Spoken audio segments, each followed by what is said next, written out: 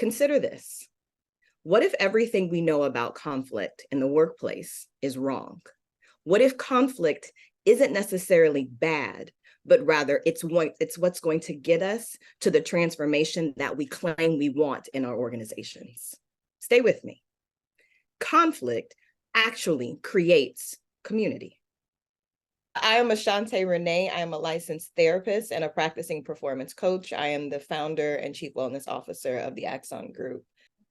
Hi, I'm Amber Coleman-Mortley. I am an advocate and educator. I also lead community and culture at the Female Quotient and Equality Services Organization.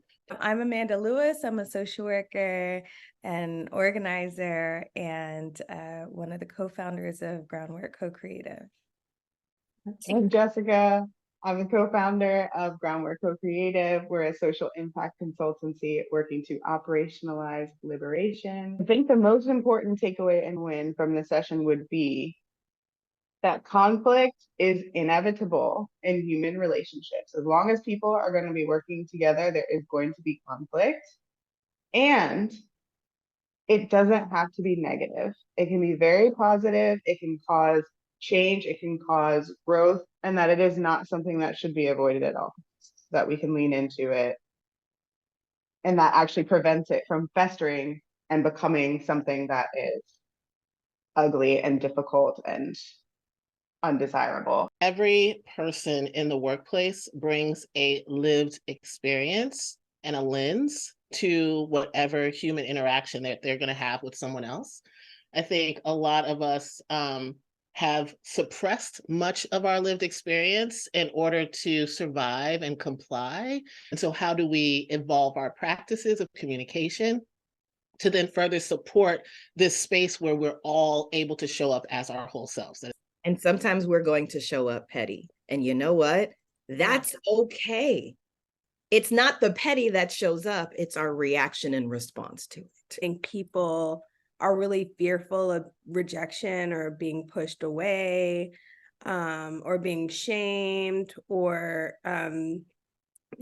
like they can't be authentic because there's going to be a social risk.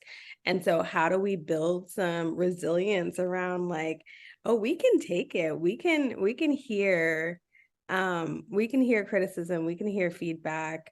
It is something that makes us better. Yeah, and I would say specifically if you are coming to any conflict with a privileged identity, receiving information through an empathetic and understanding lens, right? And also with an awareness that you do not know everything, that your lived experience is not the only lived experience. Definitely requires a growth mindset. It requires curiosity. It requires humility. It requires empathy and understanding, and an ability to challenge yourself and the things that you've known in order to bridge that divide.